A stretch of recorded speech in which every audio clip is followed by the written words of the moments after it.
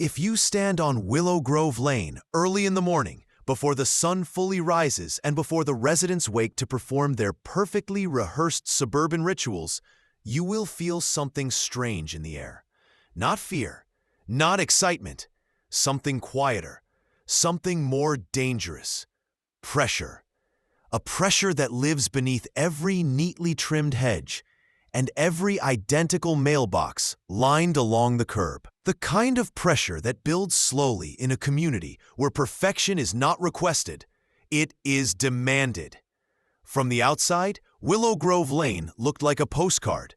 Pastel houses, freshly paved sidewalks, families walking golden retrievers, the distant smell of coffee brewing behind half-curtained windows.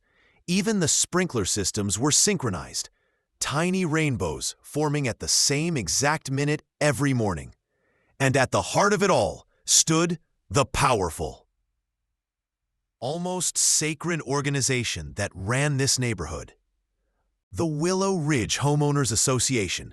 People joked that the HOA had more authority than local police, more political power than the mayor, and a colder heart than any corporate boardroom. But for years, things stayed remarkably peaceful, at least on the surface. Residents knew the rules. Residents followed the rules. Residents pretended to be happy. Until the summer, the Thompsons moved in. Michael and Sarah Thompson didn't seem like troublemakers. They were quiet, polite, a little tired-looking, maybe a little too genuine for a neighborhood built on curated smiles and silent competition. They had a 7-year-old daughter named Lily, who had the unfortunate habit of laughing loudly, a sound that pierced through the neighborhood's rigid tranquility like a cracked window in a perfect mansion. Their arrival was small, ordinary, and completely unremarkable. But in a place like Willow Grove, the arrival of a single family could tilt the balance of an entire street. On the very first day, I, your narrator, watched from across the road as Michael pulled a slightly old, slightly noisy red pickup truck into the driveway of House 14. He stepped out, stretched, and breathed in the early evening air, as if it were the first breath he'd taken all month. His wife, Sarah, stepped out next, simple jeans, hair tied up in a messy bun, carrying 2 boxes labeled kitchen and memories. They looked ordinary. They looked harmless. But in Willow Grove, ordinary could be threatening. The first crack appeared when the truck door slammed shut, loudly, too loudly. Across the street, curtains shifted. A few blinds twitched open. Lights flickered in synchronized disapproval. Residents watched silently, judging, measuring, calculating. And just as quickly as they had gathered, the curtains fell back into place. That was the neighborhood's first warning. We are watching. 2 days later, the Thompsons received their first HOA notice. A soft white envelope taped to their door, sealed with the Willow Ridge emblem, a perfectly symmetrical golden leaf. Sarah opened it slowly, expecting maybe a welcome message. Instead, she found a typed notice. Violation number 1. Excessive noise during evening hours. Date: Thursday. Time: 7:43 p.m. A handwritten line at the bottom read, "Please respect community peace. Noise should remain below 45 decibels after dinner time." The Thompsons didn't know that in Willow Grove, noise violations were a matter of religious importance. A single dropped spoon, a barking dog, a child's laugh too loud, any sound above the HOA's expectation could trigger the wrath of neighbors who measured harmony through silence. Sarah sighed, shrugged, and taped the notice inside the kitchen cabinet, telling herself it was nothing. But it was something. It was the beginning. The next crack happened 3 days later. Michael decided to plant flowers in the front yard, a simple gesture, something bright for their new home. He planted tulips, bright red ones, unaware that Willow Grove allowed only approved soft color florals in front-facing gardens. The tulips bloomed, And so did the neighborhood's disapproval. The very next morning, the family woke to a second notice. Violation number 002. Unauthorized planting of non-approved flora. Please remove immediately or face a fine. At first, they laughed. How could flowers be illegal? But laughter rarely lasts long in Willow Grove. At the end of the street, sitting on her sunlit porch with a lemon tea smile and a clipboard resting on her crossed legs, was Karen Whitmore, the HOA president. Her hair was always curled perfectly at the ends, her lipstick always a shade of suburban rose, and her eyes held a kind of cold sparkle, the kind that came from absolute control. Karen watched the Thompsons in a way that made them feel like they were wildlife stepping out of a forest and into the wrong territory. She waved at them that morning, not a friendly wave, but a warning disguised as courtesy. The Thompsons waved back, confused. Karen wrote something down on her clipboard, and the slow, inevitable war began. Over the next few weeks, the notices continued, small ones at first. Violation number 003. Garbage can left out 14 minutes past the acceptable window. Violation number 004. Child's chalk drawings on sidewalk, unapproved color usage. Violation number 005. Vehicle tire dust visible on driveway. Each notice was crafted with perfect precision. Each one was delivered with unnerving consistency. Each one felt like a message. You don't belong here. Neighbors began avoiding them. Conversations quieted when they passed. Some gave polite half-smiles, thin, guilty ones, while others looked right through them as if they were already fading from the neighborhood's picture. Sarah tried. She really did. She joined the neighborhood WhatsApp group. She baked muffins and delivered them door to door. She complimented gardens, greeted everyone, tried to blend in. But blending in wasn't enough. Conformity was needed. Absolute conformity. It was Lily who suffered first. One afternoon, she returned home with tears in her eyes. Sarah knelt beside her, confused and worried. What happened, honey? They said I'm too loud, Lily whispered. They said I'm disturbing the neighborhood harmony. Her tiny voice trembled. Her hands held tightly to a crumpled flyer given by a neighbor kid, one of those glossy HOA pamphlets with a smiling family on the front titled, Quiet Homes, Quiet Hearts, Raising Respectful Children. That night, Michael slammed the fridge shut, harder than he meant to. The magnets rattled. A sticky note with a violation number fluttered to the floor. What the hell is wrong with this place? He muttered. Sarah didn't answer. She didn't need to, because she had been watching too. Watching how neighbors whispered to each other. Watching how Karen seemed to appear whenever they stepped outside. Watching how even the mailman avoided eye contact now. A neighborhood should feel like a home, but Willow Grove felt like a performance stage, and the Thompsons were already failing their roles. The breaking point came on a humid Wednesday afternoon. Michael returned home early from work, exhausted, sweaty, mentally drained. Traffic had been hell, his boss had been worse, and all he wanted was to sit on the porch with a cold drink. But sitting on the porch wasn't allowed unless the chair was HOA approved. He didn't know that yet. He took out an old wooden rocking chair, his grandfather's, and placed it gently on the porch. It didn't match the neighborhood aesthetic. It wasn't white, it wasn't steel, it wasn't perfect. It was sentimental, and sentiment had no place in Willow Grove.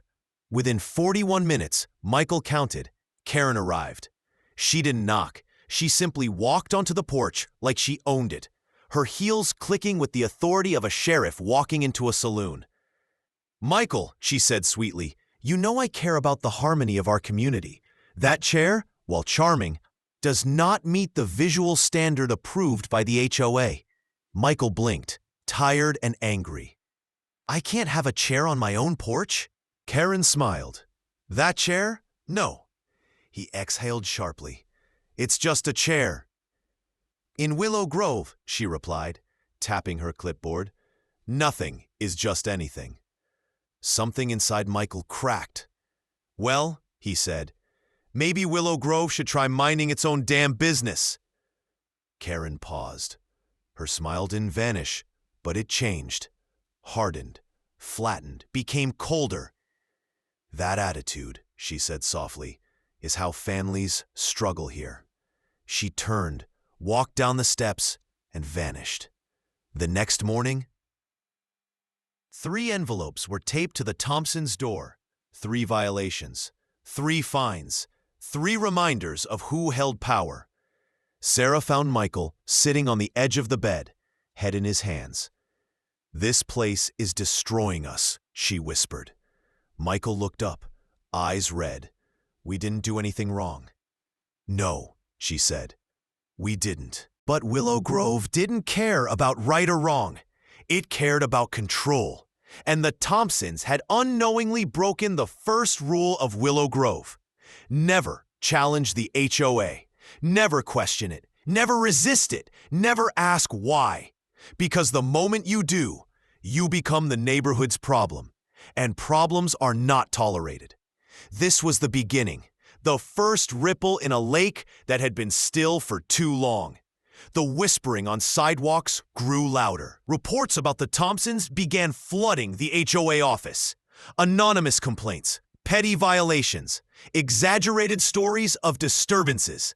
And behind it all, behind the mounting pressure, the suffocating rules, the enforced conformity, lay something far more poisonous: resentment. Human resentment.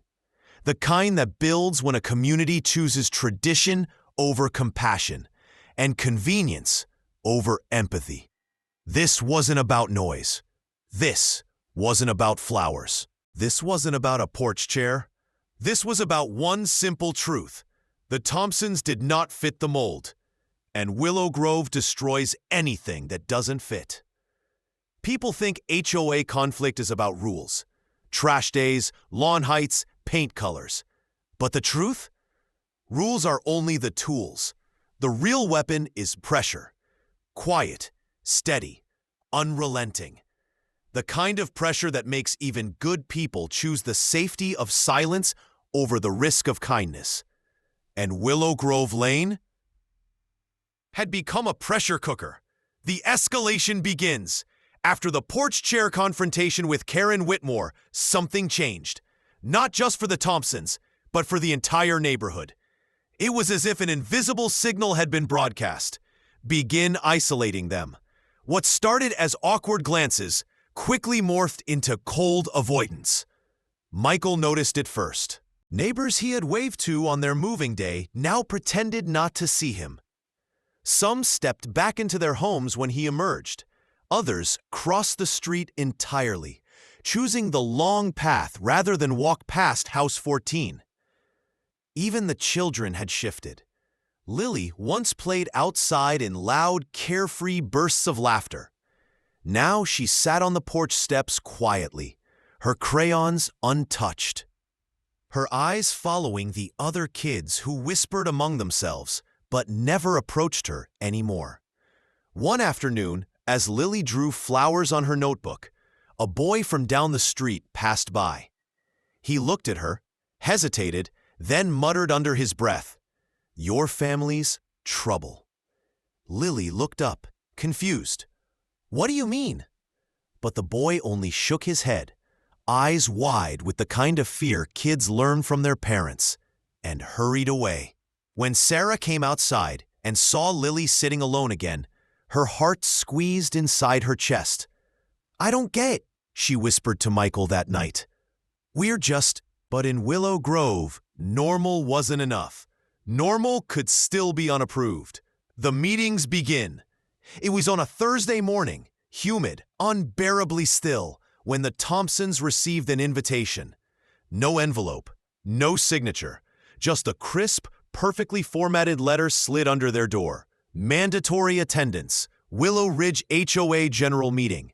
Tonight, 7 p.m., Community Hall. Mandatory.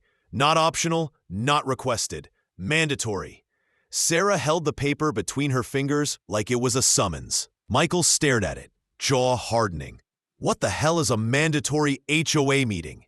I don't know, Sarah murmured, but we're new. Maybe they just want to talk. Michael shook his head. This feels like an ambush. They went anyway, because in Willow Grove, you always go, or the consequences only get worse. The hall. The community hall was always spotless, always excessively bright, fluorescent lights humming above rows of perfectly aligned chairs. A long table stood at the front where the board members always sat like a panel of judges, and sitting dead center was Karen Whitmore, her clipboard resting in front of her like a badge of office. As the Thompsons entered, the room grew quiet. Whispers spread like static electricity. Dozens of eyes turned, assessing, analyzing, silently accusing. Michael swallowed hard. Sarah squeezed his hand. Lily sat in the back with her coloring book. Unaware of the tension gripping the room, Karen stood, smiling that unsettling, polished smile. "Good evening, neighbors. Let's begin by addressing some concerns raised in the past 2 weeks regarding House 14. The Thompsons stiffened. Concerns? Plural? Michael leaned in and whispered, "We've only been here 2 weeks." Sarah's stomach twisted. Karen began clicking through slides on a projector. Images of violations. Photos taken from angles that suggested someone had been watching them far more closely than they rea. A zoomed picture of their garbage can, showing a tiny smear of trash. A shot of Lily running in the yard with a caption, "Excessive noise, possible disturbance." Michael working on his truck with the note, "Unauthorized mechanical activity." Click, click, click. Each click was a public humiliation. Each violation was spoken with Karen's calm, professional cruelty. "We hold high standards in Willow Grove," she said sweetly. "We expect our residents, new or old, to maintain the harmony we've carefully built." Michael's fists clenched. Sarah felt her eyes burning. Then Karen added, "Additionally, we have received 14 anonymous complaints expressing concern about the family's ability to adapt to our community." 14 in 2 weeks. Sarah whispered, "They're lying. They're making this up." Michael stood suddenly. "We haven't done anything wrong," he said loudly, the room going silent at the tremble in his voice. "You're singling us out. You're ta." Karen raised an eyebrow. "Oh, Michael, everything we enforce is for the good of the community." A murmur rippled through the crowd. A woman in the second row, Pam, the neighborhood gossip, whispered loudly enough for everyone to hear, "Some people just can't handle structure." Someone else added, "If they can't follow the rules, they shouldn't live here." Michael glared around the room. "So that's it? Because our flowers weren't pale enough? Because my daughter laughs? Because of a chair?" Karen tightened her smile. "Let's remain civil." But civility was a word used here like a weapon, soft, sharp, and unmistakably dangerous. The meeting lasted 2 hours. 2 hours of slow humiliation. 2 hours of subtle threats. 2 hours of orchestrated character assassination. By the end, the Thompsons walked out feeling smaller, heavier, and painfully alone. Behind closed doors. That night, the family didn't speak much. Michael paced the living room, running. "They're watching us," he finally said. "Someone took photos through our fence. Someone reported everything." Sarah sat on the couch, hugging a pillow to her chest. "This is insane," she whispered. "How does anyone live like this?" Michael stopped pacing. "They don't live," he said quietly. "They obey." Lily peeked out from the hallway. "Are we in trouble?" she asked softly. Sarah's heart cracked. "No, baby," she said, pulling her close. "We didn't do anything wrong." But the truth was more complicated. They weren't in trouble. They were trouble. At least in Willow Grove's eyes. The spreading rot. Over the next 13 days, the situation deteriorated rapidly. Every morning brought new notices. Every night brought new whispers. Sarah would open the door to find envelopes taped in neat rows like a gallery of failures. Violation number 19, improper porch light wattage. Violation number 20. Cracks visible in driveway. Repair required within 72 hours. Violation number 21. Unapproved bird feeder. The bird feeder one hurt her the most. She had hung it for Lily, who loved watching sparrows flutter near the window. But apparently, sparrows weren't HOA-approved birds. The neighbor's turn. One afternoon, Sarah baked cookies and tried delivering them to Mrs. Ellis across the road, a sweet older woman who had smiled warmly at them on day one. But when Sarah knocked, the curtain shifted, and no one opened the door. She tried 2 more houses. Same result. Doors that were open yesterday were closed today. People who waved last week now vanished into their homes the moment she appeared. Isolation, effective, surgical, cruel. The rumors. Rumors began circulating too, faster than truth and far more damaging. At the mailboxes, Sarah overheard 2 neighbors whispering. "I heard he yelled at Karen. He's unstable. They're planning to change the rules. They don't respect tradition. We need people who care up." Each whisper was another stone thrown into the pond. The ripples grew larger, stronger, impossible to stop. The breaking point for Sarah. One evening, Sarah stepped outside with a watering can just to water the tulips she refused to remove. Before she reached the first flower, she heard a voice from across the street. "Still ignoring the rules, I see." It was Pam, arms crossed, lips curled into a vicious smirk. Sarah felt something inside her snap. "Why does it matter to you?" she asked softly. Pam laughed. "Because this is our community. We protect it from people who bring problems." Sarah took a shaky breath. "We're not problems." Pam stepped closer. "Maybe not everywhere," she whispered. "But here, you don't belong." Those words hit harder than any violation notice. Sarah walked back inside, closed the door, and broke down for the first time since moving in. Michael held her as she cried. He wanted to protect her. Protect Lily. Protect. But how do you protect your family when the entire neighborhood, dozens of coordinated, compliant people, turns against you? The strain on Michael. Michael tried to be strong. He tried to let the notices roll off his back. But nobody can withstand constant pressure. At work, he made mistakes. At home, he grew quiet, distant.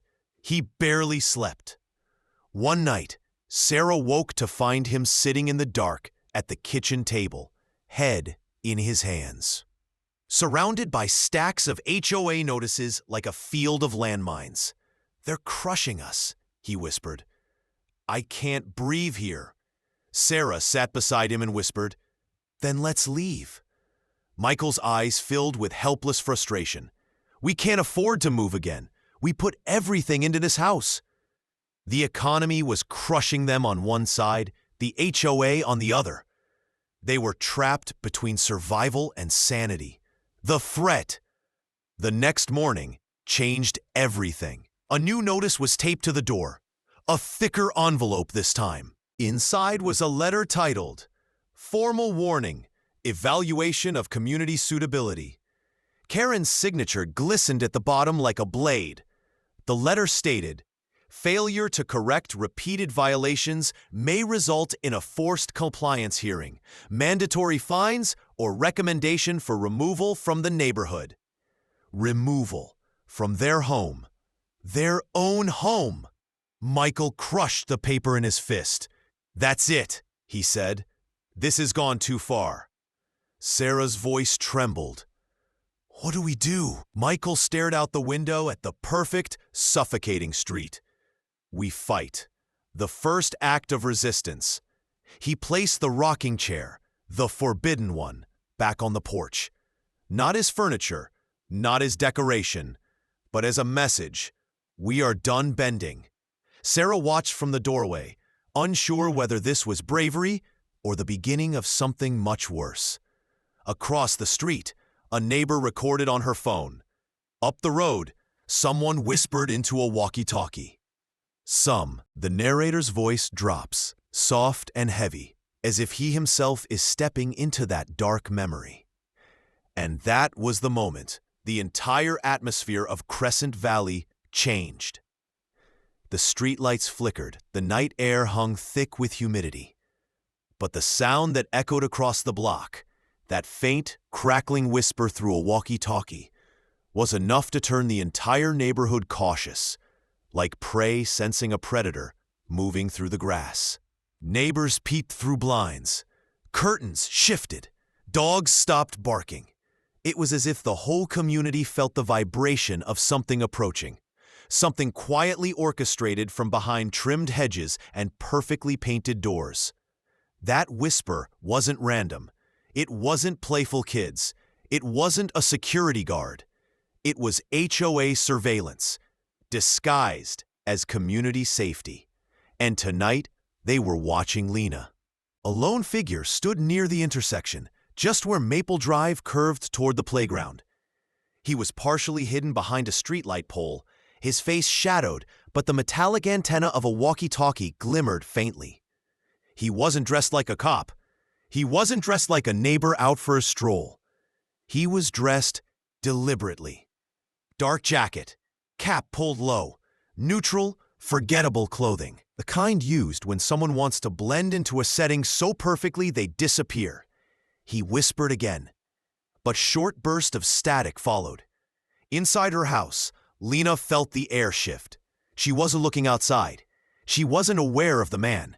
But somewhere between her heartbeat and the faint hum of her refrigerator, her instincts screamed that something beyond simple HOA hostility was happening now. The house felt too quiet, too still. And when she reached for her teacup, her hand trembled so hard it lightly clinked against the saucer. She whispered to herself, "Not again, please, not again." But the HOA wasn't giving her a choice. Earlier that day, she had received the final warning. A printed notice slipped under her door, as if her home were a motel checkout. Violation number 14, unapproved window coverings. Black letters, no signature, no explanation, no humanity. Just another push, another squeeze, another attempt to crush her into compliance. And now, up the road, the man with the walkie-talkie murmured a final confirmation. Target home, lights off, proceeding. Proceeding what? That was the question no one would answer until the day this documentary was filmed. Because moments after that whisper, 3 HOA board members arrived, Nathan leading them, anger stiffening his jaw, clipboard pressed under his arm like a weapon. They looked less like neighbors and more like enforcers carrying out a predetermined punishment. They weren't there to talk. They weren't there to reason. From across the street, a security camera caught the entire scene, grainy but clear enough to show the severity. Nathan marched straight toward her porch without hesitation. The other 2 stayed back, scanning the area, making sure no resident interfered. The walkie-talkie man stayed by the pole, watching with unnerving calm. Nathan didn't knock. He pounded, a heavy, echoing slam that made the door vibrate in its frame. Inside, Lena froze. She stared toward the entrance like a soldier hearing artillery land just outside their bunker. Her breathing became shallow, sharp, uneven, the kind of breathing that says the body has already accepted something terrible is coming. She took 1 step toward the door, then stopped, took 2 steps back, then stopped again. She didn't want to open it, but she knew what would happen if she didn't. The pounding came again, harder. "Lena, HOA compliance check." Her shoulders tensed. Her throat tightened. She cracked the door open 2 inches. Nathan didn't wait for permission. He shoved it wider with the side of his arm, stepping halfway into her home, the threshold becoming meaningless, because authority, when swollen with ego, does not respect boundaries. His eyes scanned her living room, not with concern, but with judgment sharpened like a knife. "Do you know how many notices we've sent you?" he asked. "No," she whispered, already knowing the answer wouldn't matter. 14, he snapped. 14 violations in a single month. 14. Behind him, the two other board members pretended to look neutral, but their hesitation showed they didn't want to be there. Not really. They were following orders, Nathan's orders. I told you, Lena said softly. My husband took a job out of state. He left without warning. I've been trying. No one cares about excuses, Nathan cut in sharply. The walkie-talkie man pressed the antenna to his mouth. Recording. Nathan knew he was being recorded. He wanted to be recorded. This entire confrontation was staged. He stepped deeper into the living room. You have until Sunday to fix every violation, or we will fine you daily. Every day the violations remain, your charges increase. If it exceeds the threshold, she swallowed hard. I know. I could lose the house. That's right, he said coldly, and honestly, maybe someone else deserves it. Someone who respects community standards. Her eyes reddened instantly, grief overwhelming anger. Nathan didn't care. He stepped back onto her porch and spoke loudly so the camera, the man, and the listening neighbors could hear. We cannot allow disorder. We cannot allow neglect. We cannot allow residents to drag this neighborhood into emotional chaos. And the word emotional left his mouth like venom. He meant it as an insult, as if her heartbreak was a crime, as if her grief was an offense, as if her suffering was something the community shouldn't have to look at. He turned, signaling for the others to follow. But before leaving, he delivered one final blow. You have 3 days, Lena. After that, Crescent Valley moves on without you. She closed the door, but she didn't collapse. Not right away. She walked to the dining chair, sat down, stared at the wall, and for a moment, just a moment, she looked less like a woman fighting the HOA and more like a survivor of a storm no one believed she was living through. The camera outside captured Nathan walking back to the road where the walkie-talkie man stood. He didn't whisper now. He spoke clearly. Package delivered. Package, that's what they called her life. Her house, her grief, her entire world. A package.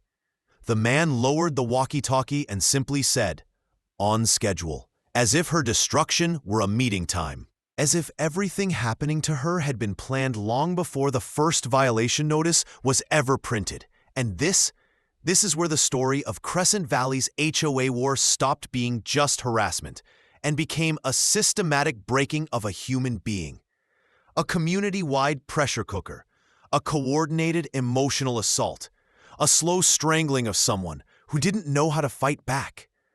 But what the HOA didn't know, what Nathan could never prepare for, was that everything they did tonight would eventually ignite a chain reaction far bigger than any of them imagined. Because pressure doesn't just crush. Sometimes it explodes. And Crescent Valley was about to learn what happens when a woman pushed too far finally decides she's had enough.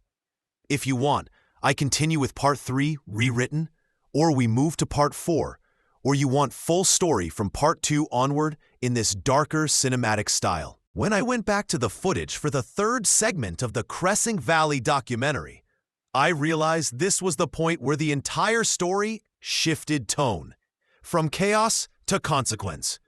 Up until now, everything you've seen has been the slow crumble of a marriage, a community, and a family caught in the crossfire of an HOA war. But part 3, this is the aftermath, the dust after the explosion. The part where people stand among the ruins and finally understand what their decisions have cost them.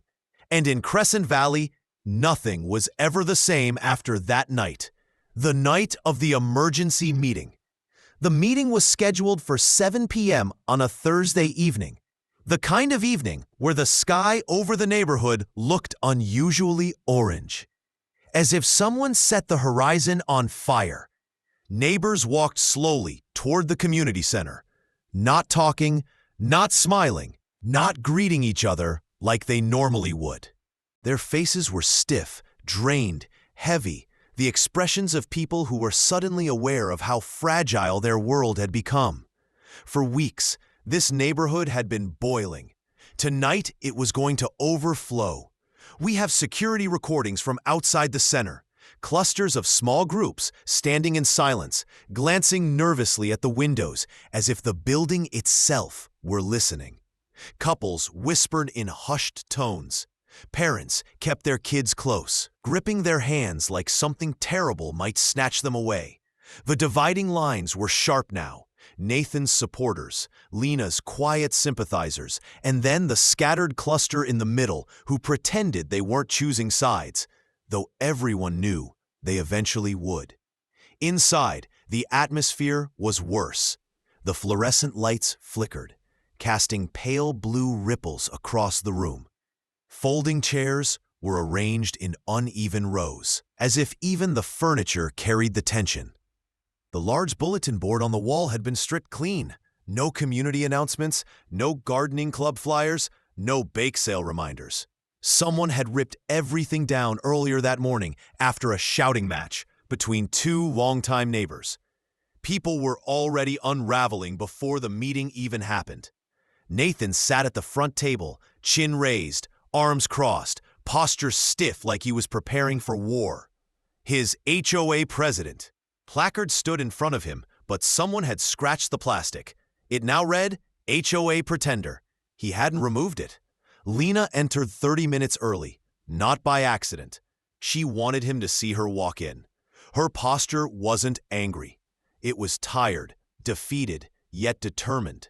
There's a very specific look people get when they've hit the point where they refuse to be intimidated anymore. And that was the look Lena wore on her face as she walked to the back row and took a seat alone. By the time the clock struck 7, the room was full, and not a single cough, not a chair scrape, just a thick quiet that buzzed like electricity. Nathan stood. "You all know why you're here," he said, voice sharp as a blade. "There have been disruptions, false accusations, attempts to break this community from the inside. And tonight, we put an end to it." He didn't say Lena's name. He didn't need to. Half the room looked toward her anyway. The other half avoided eye contact entirely. Lena didn't move, not even a blink. Nathan continued, "This community thrives on structure, on rules, on standards. Without them, what are we? Just another chaotic neighborhood run by people who think their personal hardships give them the right to ignore what everyone else works hard to maintain." He placed both hands on the table. "And some residents here?" His eyes drifted, subtly but deliberately, toward Lena. "Believe they are victims of a system designed to help them." A few whispers scattered through the room. Not angry ones, afraid ones. Then the accusations began. One neighbor, Carla from Redwood Street, stood up and claimed Lena had yelled at her kids for playing too close to her flowers. Lena didn't react. The footage later showed she was gripping the underside of her chair so tightly her knuckles turned white. Another resident accused her of being anti-community. Someone else accused her of creating division. A man who barely talked to anyone said he had heard Lena was trying to sue the HOA. A younger woman cried about how stressful the recent tension had been on her mental health, subtly implying that Lena was the cause. Not a single person brought up Nathan's lies. Not a single person confronted his harassment. This is what HOA pressure does. It makes people pick the side they fear the least. Finally, the floor opened for Lena. But she didn't stand. She just spoke from her seat, voice soft but steady. "Everything I did, everything you think I did while going through the worst emotional collapse of my life. I wasn't trying to fight anyone. I wasn't trying to attack this community. I was trying to survive a marriage that was dying and a house that felt haunted by someone who wasn't there anymore." Silence. Not empathy, just silence. She continued, "I came to the HOA because I needed time. I needed understanding. I needed compassion. I didn't get any of that. I got warnings, fines, threats. I got judged for the way sadness changed the look of my front yard. A few neighbors shifted uncomfortably. Nathan's jaw tightened. And if this community's idea of order, Lena said, is punishing a grieving woman because her porch light went out, then the problem wasn't me. That was the first moment someone actually clapped. Only one person, Mrs. Thompson, the elderly widow from Ivy Lane. Nathan glared at her, and she immediately stopped. But the moment had happened, and it cracked everything. Because right after that single clap, someone else stood up. It was Tyler, the quiet teenager who always walked his dog past Lena's house. He had overheard things at home, things his parents said when they thought he wasn't listening. And he spoke loudly, too loudly. I heard my dad say Nathan hates you because you don't kiss up to him. And he said the HOA only cares about houses that look perfect because they're scared of losing control. Gasps erupted. His mother grabbed his arm, trying to pull him down. Tyler, sit! No, he snapped. Everyone's pretending everything is fine, but it's not fine. It's messed up. It's unfair. You all know it. And in that moment, the whole room split. People began shouting, pointing fingers, blaming each other, defending themselves, accusing others. Decades of resentment poured out at once. This wasn't a meeting. It was the first real explosion this community had ever been. Chairs scraped, doors slammed, two men shoved each other. Someone started crying. Someone else started recording on their phone. And at the center of it all, Nathan and Lena, standing still like two pillars in a storm. Nathan finally tried to regain control, shouting over the chaos. Enough! Everyone sit down! Nobody listened, because the neighborhood had finally seen what they had become. A community that looked perfect on the outside, but was rotting on the inside. And that is when Nathan made the fatal mistake. He pointed directly at Lena and yelled, "This is all because of her." The room fell silent again. But this silence was different. This time, people didn't agree. This time, people looked at him with suspicion, doubt, even disgust. Because deep down, they knew it wasn't Lena who broke the community.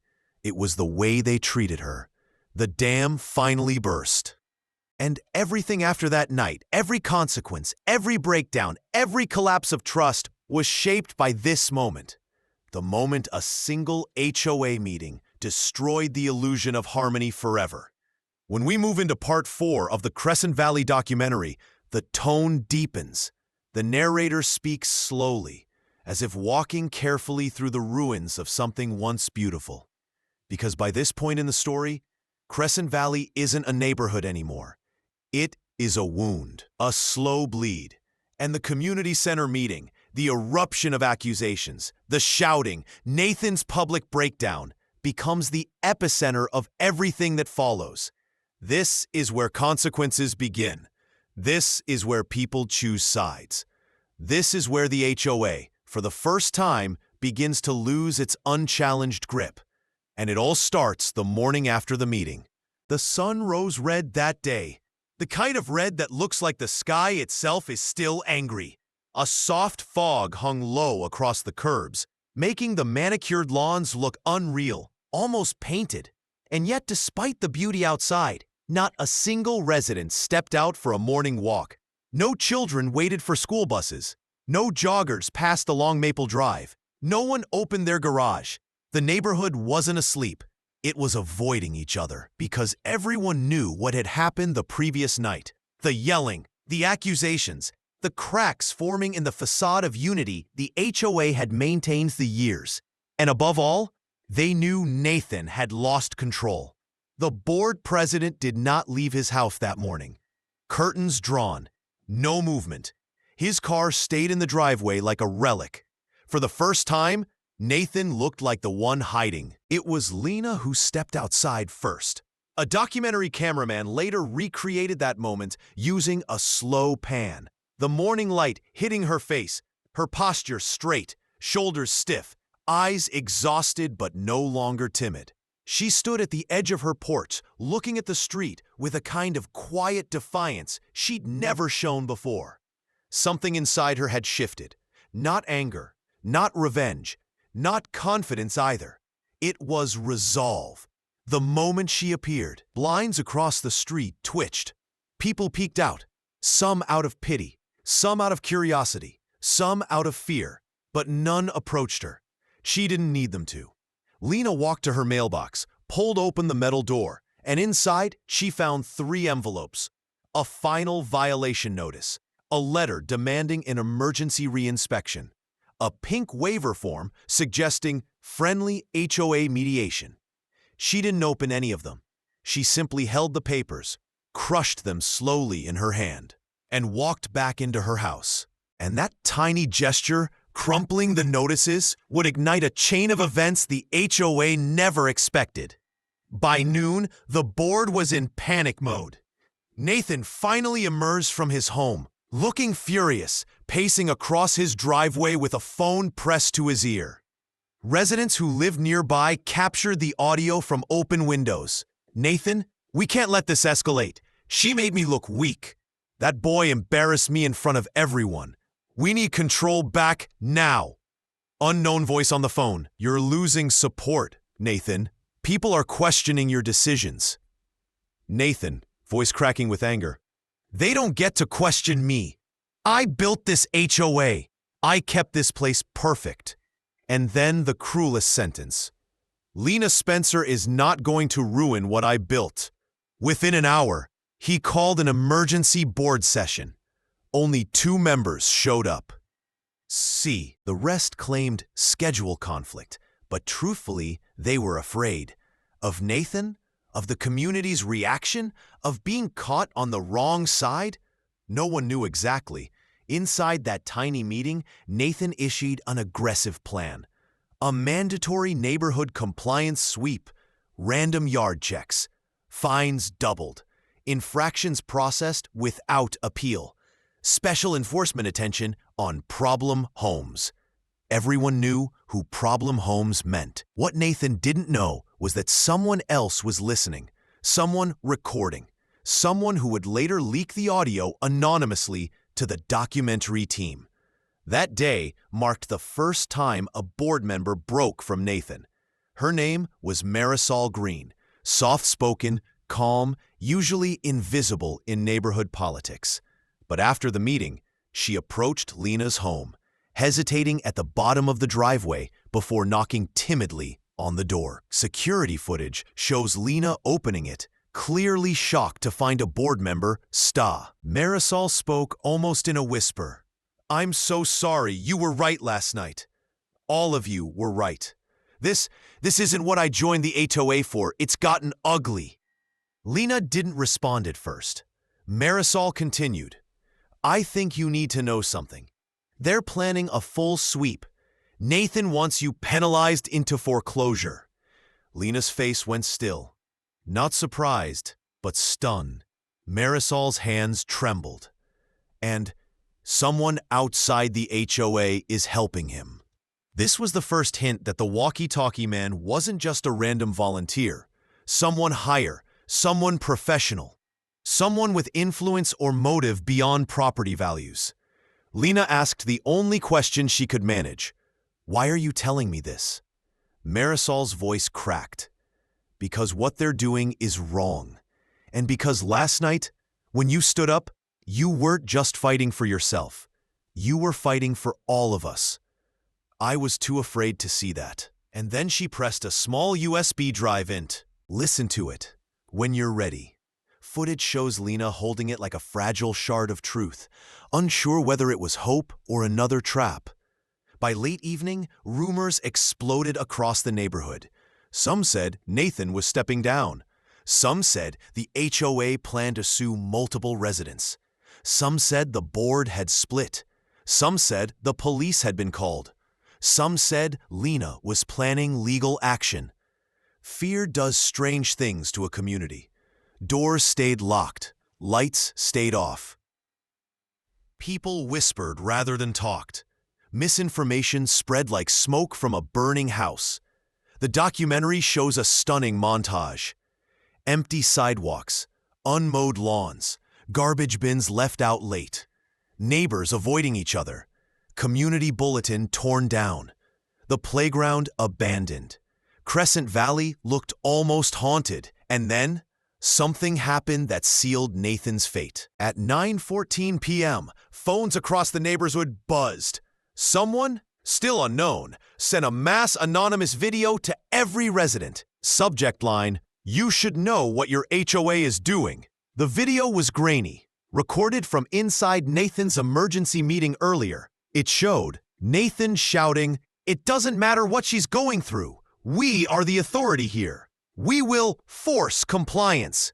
She needs to learn her place. These residents aren't neighbors. They're liabilities."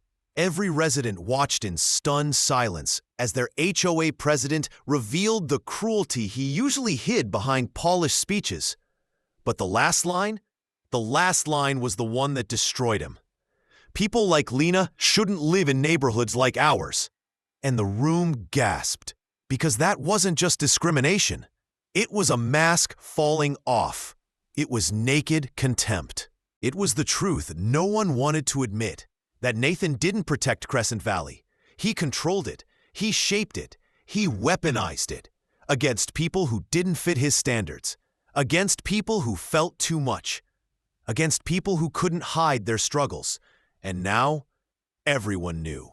Within minutes, group chats exploded. The community forum lit up. Dozens of residents demanded answers. For the first time, Nathan wasn't the hunter. He was the hunted. At 11:03 p.m., angry residents marched to Nathan's house. Not violent, just furious. Demanding he come outside. Demanding he explain himself. Demanding he step down. He didn't open the door. Lights off, curtains shut, not a sound inside. But upstairs, a shadow shifted behind the blinds. Nathan was hiding. Meanwhile, across the street, Lena watched from her window. Not vengeful, not celebrating, not satisfied. Just tired.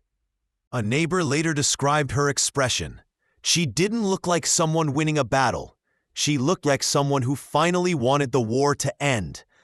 But the war was just beginning. Because at 11:37 p.m., the walkie-talkie man appeared again, standing at the same intersection, watching the crowd, watching the houses, watching Lena's porch light flicker. He lifted the walkie-talkie and whispered, "Phase 2, and whoever responded, a voice never identified, simply said, "Proceed." Proceed with what? Proceed against whom? Proceed for whom? The documentary freezes on the moment the man turns his head slightly toward the camera, revealing half his face.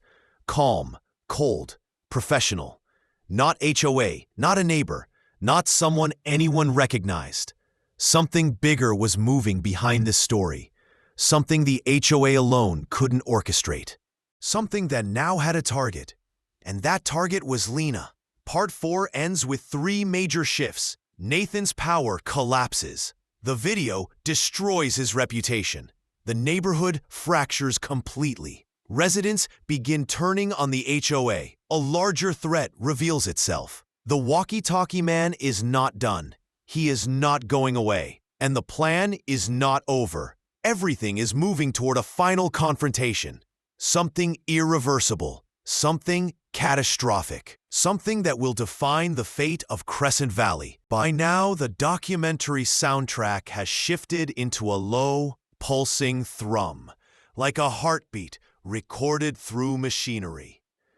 The narrator speaks more slowly, as if choosing every word with caution. Because in Crescent Valley, silence is no longer silence. It's surveillance. It's planning. It's the HOA tightening its grip. And this is the part investigators will later describe as the days when the neighborhood turned into a cage. It began with the lights. Not one house. Not the street. Only her house. At 9:14 p.m. on a Thursday, All of Lena's lights died at once. The lamps, the overheads, even the tiny LED on her Wi-Fi router. Everything dropped into darkness, so thick it felt physical. The documentary reenactment dims the screen until only the outline of her silhouette is visible. She froze. For a moment, she genuinely believed the power company had made a mistake, that maybe the constant stress and exhaustion were catching up to her. But then she saw it, because outside her window, faint but unmistakable, were other lights, porch lights, garden lights, car headlights, house after house glowing normally. Only hers was a void. Someone cut it, she whispered to herself, the narrator echoing her words in a chilling tone. Someone did this deliberately. She grabbed her phone flashlight, her hands shaking so badly the beam swerved across the walls. Every corner of her house felt hostile, as if someone had rearranged the shadows. And then a knock. A slow, heavy knock. 3 times. Not frantic, not gentle, just calculated. The documentary cuts to a dramatized shot of Lena standing frozen in the pitch-black living room, her phone trembling in her grip. Another knock, this time softer, but somehow worse. Her heart hammered against her ribs. She didn't breathe, didn't blink, didn't move. And then, as if to taunt her, her phone buzzed. A notification, a text, unknown number. The camera zoomed slowly toward the screen. One message, 4 words. Stop making trouble, Lena. No threats, no demands, just control. It was the exact tone of the HOA. Her chest tightened until she felt dizzy. She backed away from the door, step by step, whispering to herself, no, no, no. By the time she reached the kitchen, her legs were shaking so violently she had to lean against the counter. Her breathing came in quick bursts, the early signs of a full panic spiral. She dialed 911, but before the line even connected, all the lights snapped back on, instantly, brightly, perfectly, like someone flipped a master switch, and outside, the knocking stopped. The documentary pauses here. The narrator gives the audience a few seconds of silence before speaking again. Police later confirmed no power outages were recorded in the area. There were no electrical faults, no technicians scheduled, and no fingerprints on the breaker box. This was a message. What happened next is considered one of the most disturbing HOA confrontations ever documented. 3 days after the blackout incident, a mandatory neighborhood meeting was announced. A community harmony session. The documentary shows the printed flyer, its tone aggressive despite its friendly wording. Neighbors were strongly advised to attend. Absences would be noted. Lena didn't want to go, but she knew that if she didn't show up, they would only escalate again. The meeting took place in the old community gym hall, a wide, echoing room with flickering ceiling lights and polished wooden floors. The kind of place that always smells faintly of dust and old basketballs. Residents sat in rows of metal chairs. Whispers filled the air. Some neighbors avoided eye contact. Others stared at her openly, like she was a disruption, a stain on the timeline of their perfect suburb. Nathan stood at the front, smiling. Always smiling. Not a friendly smile, the smile of a man thrilled by control. "Welcome, everyone," he began, his voice soft but carrying across the room. "We have an important matter to address tonight, a matter about community loyalty." He didn't name her. He didn't have to. All eyes had already shifted to her seat. The documentary zoomed slightly, showing the tension in her jaw, the way her fingers dug into her handbag straps. Nathan paced in front of the room like a lecturer getting a speech he'd practiced for weeks. "Someone has been stirring unrest," he said, "questioning our rules, recording our volunteers, threatening the peace we've all worked so hard to maintain." Lena stood up. Her voice shook, but she forced out, "That's not true. You've been harassing me. You've been—" Nathan lifted a hand, cutting her off cleanly. "No," he said, You have been harassing us. Gasps, murmurs. Someone whispered, "Just drop it, Lena." She looked around desperately. Faces she'd known for years were suddenly hard, closed, unwelcoming. She wasn't just alone. She was outnumbered. She tried again. "You cut my power! You—" "Prove it," Nathan said smoothly. Her voice cracked. "You know I can't." "Exactly." Nathan's smile sharpened. "And that's why the community has voted." The room went eerily quiet. "Voted for what?" she whispered. Nathan picked up a clipboard. Flipping dramatically through papers he didn't even need to read. The narrator explains that this part of the meeting was later confirmed by 3 reluctant witnesses. Every word said exactly as Lena remembered. Nathan read aloud, "Due to repeated violations, disruptive behavior, and refusal to maintain community standards, the HOA hereby initiates the process of forced displacement." A long beat of silence. The narrator lowers their voice. Forced displacement, a rare, controversial HOA procedure usually reserved for abandoned properties or severe safety hazards. It had never been used on a living resident. Lena's knees almost buckled. "You can't do that," she breathed. You can't evict me." Nathan stepped closer. Too close. The fluorescent lights reflecting coldly off his glasses. "We can," he said. "And we will." The gym hall lights flickered once. Just once. Enough to make the room collectively exhale, as if even the building sensed something was breaking. Lena backed away, shaking her head, tears gathering at the corners of her eyes. "This is illegal," she whispered. "This is madness." "No," Nathan replied. "This is order." The camera in the documentary shows her rushing out of the gym, the door slamming behind her. Outside in the nighttime air, she doubled over, sobbing, gasping, trembling. She tried calling. The city office. Anyone. No one answered. Voicemails, closed lines, dead ends. The system wasn't failing her. It had been arranged this way. The HOA had prepared everything. And the narrator ends this part with a chilling line. What happened over the next 48 hours would mark the point of no return for Lena, for the neighborhood, and for the truth buried inside Crescent Valley. After the forced displacement announcement, Lena didn't sleep. She paced her living room like an animal trapped in its own home, checking the locks every few minutes, jumping at the sound of every passing car. Her phone buzzed nonstop. No caller ID, unknown numbers, blocked messages. Some said, "Time's up. You should have cooperated. Leave, tonight." Others were far worse, recordings of footsteps, whispers, scraping on metal, distant knocks. As if someone was walking around her house with a recorder, documenting their intimidation like trophies. The documentary overlays these sounds faintly in the background, making the audience's skin crawl. At 3:22 a.m., her security camera detected motion on the side of the house. But the footage was wrong, blurry, dark, corrupted, almost like someone had placed something over the lens, then slowly removed it.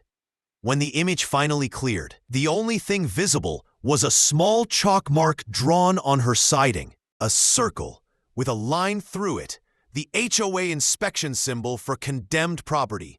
Except her property wasn't condemned. Not legally, not structurally, not in any system. It was condemned only in the eyes of the people targeting her. Her breath hitched. Her legs nearly gave out. They were preparing to take her house, whether she agreed or not. Morning came, but Crescent Valley didn't feel alive. No kids, no joggers, no gardeners, no cars. Just silence, heavy, unnatural silence. The documentary shows a drone shot of the neighborhood, peaceful, perfect, beautiful, and deeply wrong. The narrator explains what investigators learned later. Residents were told to stay indoors. All of them. The HOA declared a community maintenance day, but there was no maintenance scheduled. The real purpose was simple. Everyone needed to be inside so no one would witness what was coming. The knock. At 11:07 a.m., Lena heard the knock on her door. Not aggressive or taunting. This knock was official, measured, authoritative, cold. She looked through the peephole and her entire body went numb, because standing on her porch were 6 people wearing the HOA's reflective yellow vests. But these weren't volunteers. They were armed, not with guns, not with anything illegal, but with tools, bolt cutters, crowbars, heavy-duty zip ties, and one man holding a large black binder, the HOA enforcement manual. At the front stood Nathan. Of course it was him. Of course he was smiling. She didn't open the door. She didn't move. She just stared through the peephole, trembling uncontrollably. Nathan leaned forward, speaking clearly so his voice carried through the door. "Lena," he said calmly, "it's time." What happened next is shown through dramatic reconstruction, supported by audio logs discovered later. The HOA board didn't wait. They didn't negotiate. They didn't give warnings. They began removing her door, screws clattering onto the porch, crowbars wedging into the frame, wood splintering. Each sound echoed like thunder in the documentary soundtrack. Lena retreated into the hallway, her breath shuddering, her voice repeating, "No, no, no, please, stop." She dialed 911 again. The operator responded with a chilling monotone. "Ma'am, your address is flagged with a community dispute. This is a civil matter. Please contact your HOA." The line disconnected. Not dropped, disconnected, meaning someone manually ended the call. Her stomach dropped, her vision blurred. She was alone, completely, terrifyingly alone. Nathan's voice called from the porch, "We don't want to hurt you, Lena. We just need you to comply." The last screw caught. The door fell inward with a loud crash. They stepped inside. The narrator's voice drops to almost a whisper here. This was the moment the situation escalated from harassment to home invasion. What happened next was chaos. Raw, instinctive chaos. Lena grabbed the nearest thing she could find, a heavy lamp. When the first man reached for her, she swung with all her strength. The lamp shattered. The man stumbled. Someone shouted. Someone lunged. She ran through the kitchen, through the back hall, heart pounding so violently she could barely hear anything else. The documentary uses shaky, handheld style footage to simulate her desperate flight. Behind her, footsteps, shouting. Nathan's voice yelling, "Don't let her leave the property." She burst out the back door, into the cold midday air, only to freeze in place, because waiting behind her house, standing in a perfect line across her backyard, were more HOA members, at least 10. Blue uniforms, expressionless, like a silent wall. Lena collapsed to her knees, sobbing, shaking her head. "This isn't real," she whispered. "This can't be real." Nathan stepped out behind her. "Lena," he said softly, "this community can't function with people like ye. People who challenge order, people who refuse harmony." She screamed raw and broken, "This isn't harmony!" Nathan replied, with a line so cold it freezes the entire documentary. "Harmony isn't peace. Harmony is control." The final twist. At this point, the documentary music stops entirely. Silence. The narrator breathes in, and then reveals the truth. What happened in the next 3 minutes was not recorded in any official HOA document. But a hidden camera in a neighbor's attic captured the entire thing. Investigators later analyzed that footage. It showed Lena on her knees, begging. HOA members closing in. Nathan giving a hand signal, and then a sudden explosion of movement from the left side of the screen. Not from the HOA, from a neighbor. A man the HOA believed was loyal. A man they thought would stay inside like everyone else. His name was Daniel Ross, and he charged straight into the scene, swinging a metal garden rake.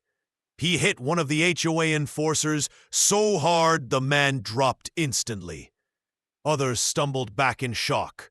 Daniel yelled, "Stop! Stop! You can't do this!" Lena looked up, stunned.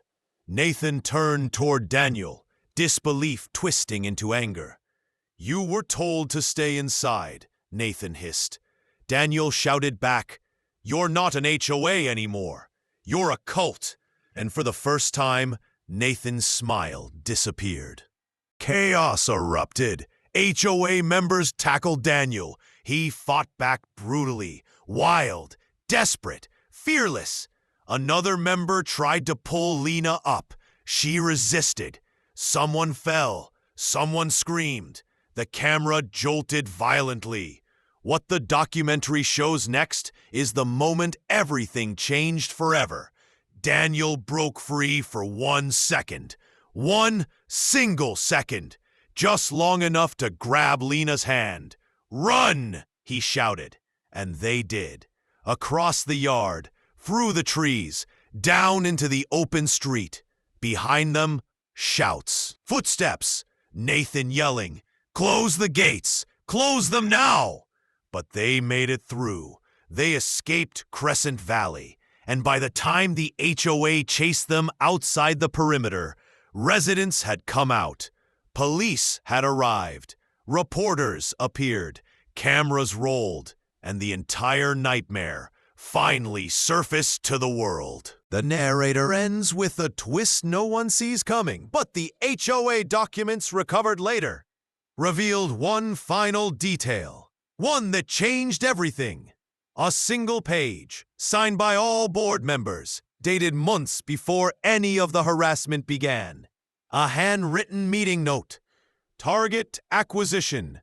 Primary subject Lena Marsk. Reason: non-compliance, disruptive attitude, and possession of documents she does not know she has. The narrator pauses. Possession of documents. Documents she does not know she has. The documentary flashes the final evidence. A hidden section under Lena's property deed. An annex file, never disclosed, sealed from the original owner. Crescent Valley had been built on land connected to a massive financial fraud scheme. And Lena's house, her specific house, was the only property whose deed still contained the original records. She wasn't targeted randomly. She wasn't punished for minor violations. She wasn't a problem. She was a liability.